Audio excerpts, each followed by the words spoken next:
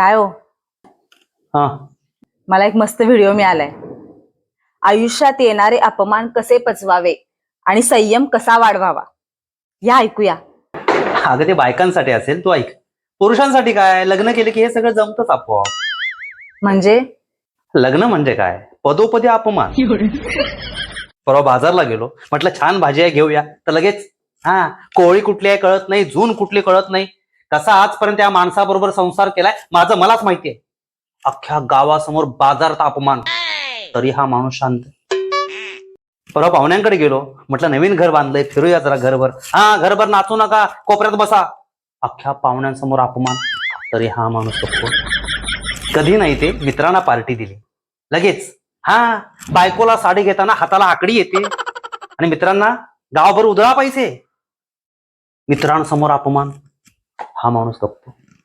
एवढे सगळे अपमान पचवून संध्याकाळी हा घरी येतो आणि विचारतो, आज जेवणात काय आहे? हा संयम. तरी उत्तर काय? ताटात वाढले ते गिळा. हा गिळतो, हा संयम.